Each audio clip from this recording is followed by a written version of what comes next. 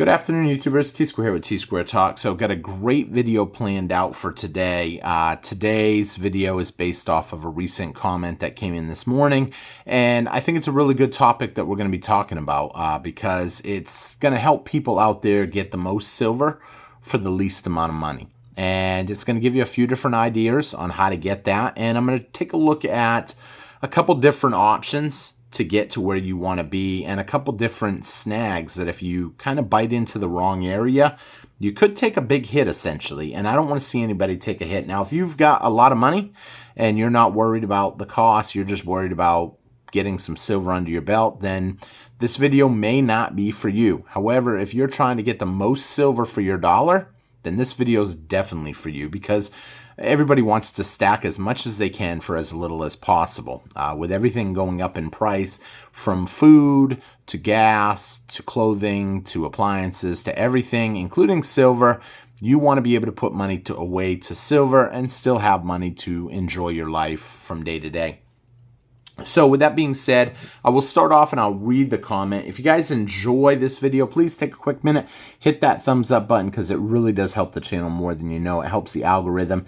The more people that hit that thumbs up button, the more YouTube will show the videos. I am on the fence of discontinuing the second video each day, only because the numbers, it seems like it messes up the numbers on the first video.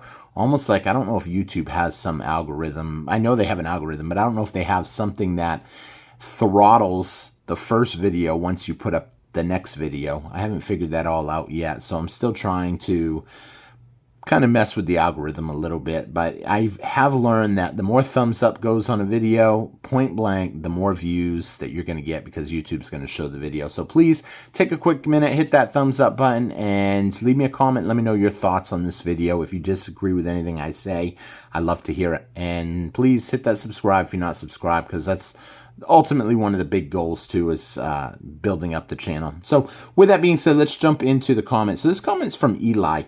It's, here is a possible idea for a video. Compare the prices between 1 ounce junk silver, which would be 14 dimes in this case, versus 1 ounce generic round, using the same spot price from one bullion dealer this weekend, while there is no volatility during the weekend in the price, and see the ones that's cheaper, which option's cheaper.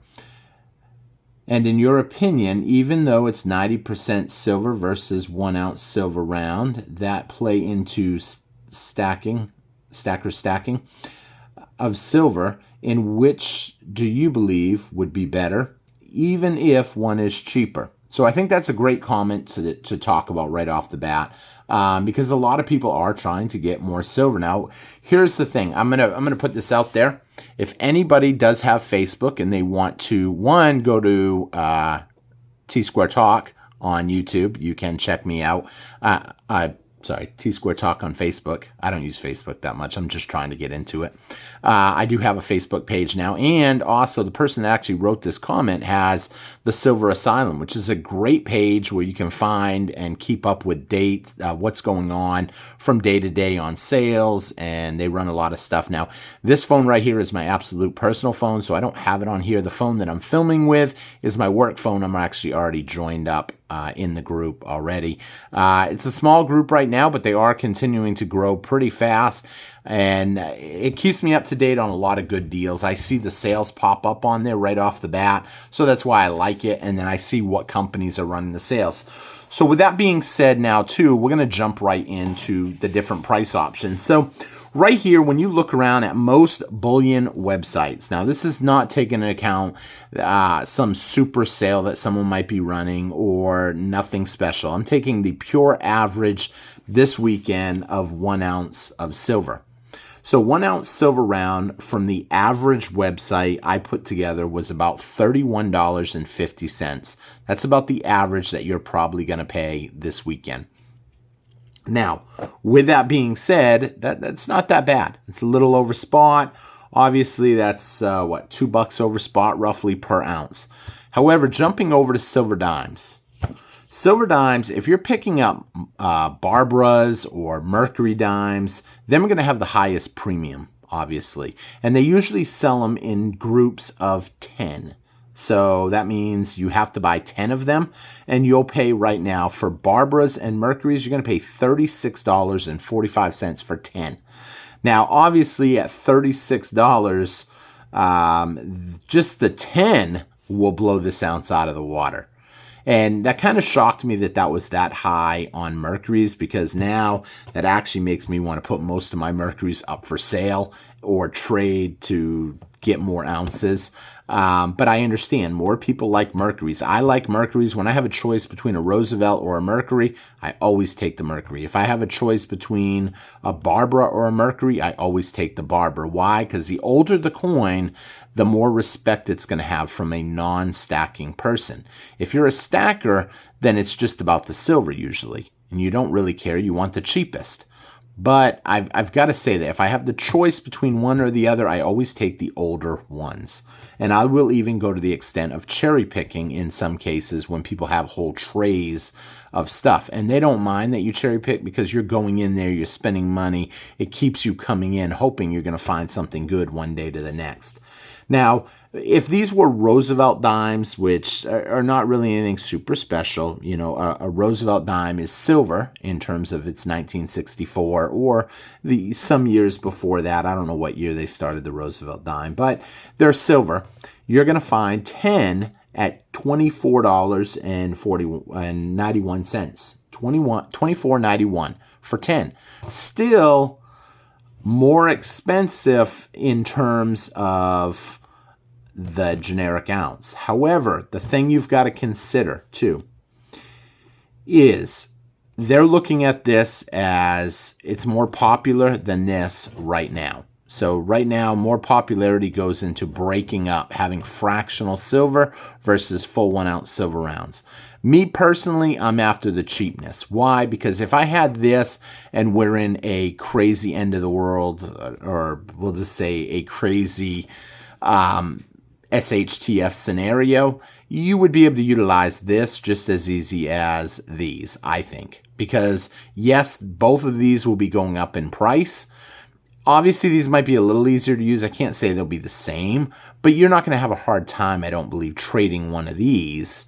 They're going to get a little bit more silver out of you, maybe, in this case, but you can probably ask for a little bit more also.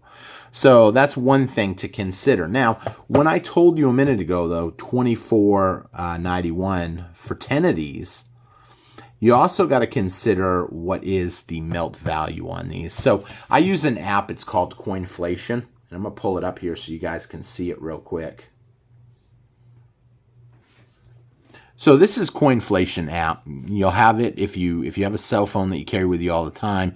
Coinflation, you can see it has the price of silver, the price of gold. It has silver coins, base metal coins, scrap, silver scrap, gold scrap. The one I always like to use, though, the most is silver coins. I will actually then come over here to Roosevelt dimes, and let's just hit one real quick. So one is going to be $2.14. But in a minute, we're going to hit 14. We're going to recalculate. That comes out to $29.96, which is basically spot price. Now, the thing to consider about this, though, is spot price. When you show this to someone, it doesn't matter what it is. You know, you can show them 1946 to 1964 dimes. You got 14 of them. It's $30. You know, hey, I'll give you $30 for them. And a lot of times, if you're picking them up the way I pick up a lot of stuff at flea markets, yard sales, from individuals, in some cases, I have had banks actually say, you know, I don't really know a lot about coins, but hey, do you want to contact this person? Or can I give him your number and he can contact you? I've actually shifted now to saying, if you want, take their number and shoot me a message. And I've actually had, in 2 separate occasions, a bank teller that I knew call me up and say, hey, this is someone's number. They're hoping to hear from you. They've got some old coins, and I told them they may want to call you. Now, that gives you a huge advantage, because now you're the go-to person. Someone's already recommended you. And in most cases, that person, when they go back to the bank, they're going to say, oh yeah, I met with him. He was such a nice person and he took good care of me. And I could not believe how much money I got for the coin collection that I had. And that feeds, because then they're happy. And always remember, do something special for that teller when that teller does that for you, whether it's bring her in, her or him. In some cases, you could have a male teller. Remember to do something special for that person. Bring them in a meal, maybe a lunch, or give them a little $10 gift card even, or a $20 gift card from Sonic or McDonald's or whatever you think maybe. Sonic's a popular one here because a lot of girls like Sonic because of the sweet tea. But and that's assuming it's a girl teller. I mean, it could be anything. So I want to stay politically correct. So with that being said now, if I'm buying from a bullion dealer, a big dealer, then obviously I usually choose the 1 ounce silver rounds. If I'm buying from a secondary market, like a person, a yard sale or something, and they have these, then I try to target these because I'm going to pay the less in the premium in the long run for this item. And in most cases, a lot of times, because a Barbara dime, a Mercury dime, and a Roosevelt dime all have the same melt value, especially on the app, you're going to spend pretty much the same no matter what they've got. But you'll know deep down you're getting a better deal if you're getting Mercuries or Barbaras.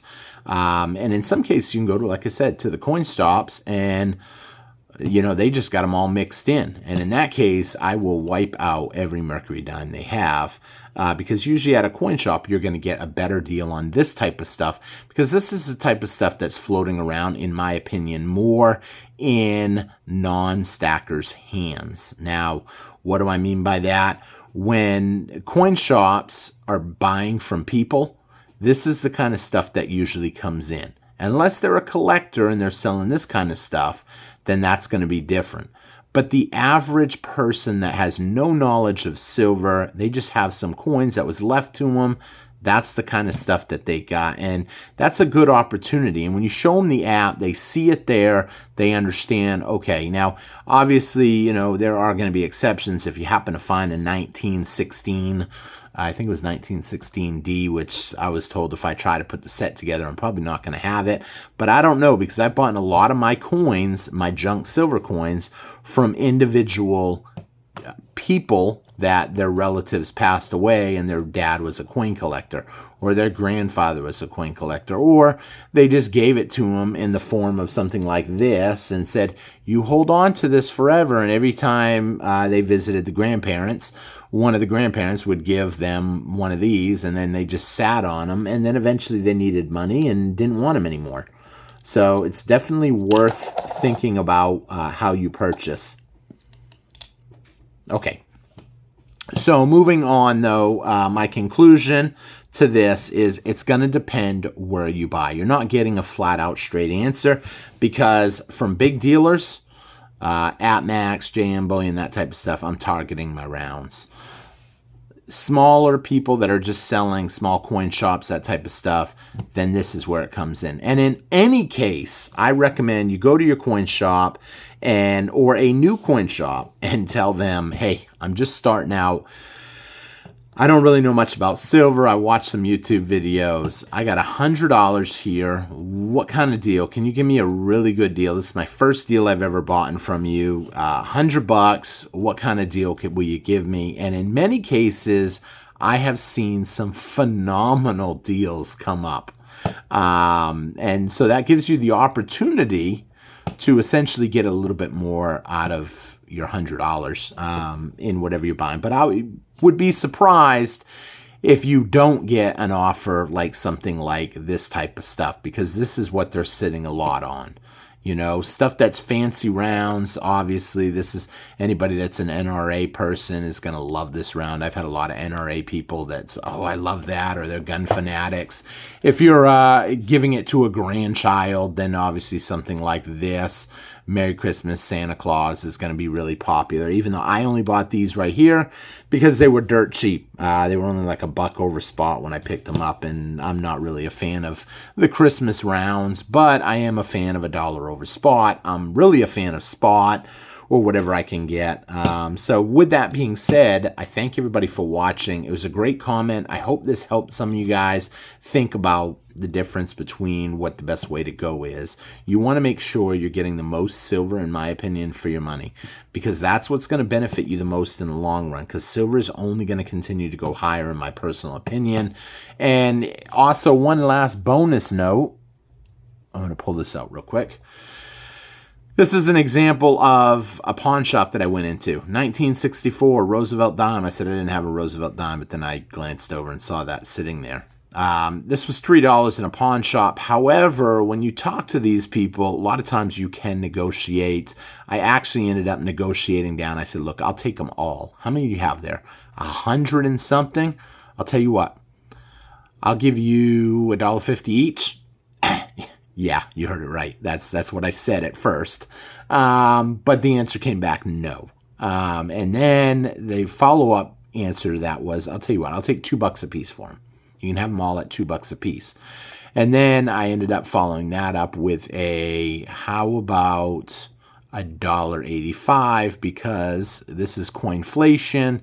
This is the app that I look at to see how much it's worth. It says it's worth $1.85. I'll take them all at $1.85. And sure enough, that was the deal that we met on. Now, this was back in 7/28/03, so that was not quite a year ago, but you know, it was a little while. And at $1.85 now, every one of them dimes are worth, what did I say? $2.15 for every one. Now, that may not seem like a lot. Oh, whoop-de-doo, you made a whole 30 cents a dime. However, if you guys seen my other video that I posted the other day about dimes, 30 cents a dime times 2,500 is a nice little stack of change. So something worth thinking about. That's why I say this stuff just continues to go up. Any coin I pull out almost is worth more today than it was when I got it. So thank you all for watching. Hope you enjoyed the video, and let me know what you guys think. Leave me a comment, hit that thumbs up button, help me out, and I'll see you guys again on T-Square Talk. Take care, everybody. Bye-bye.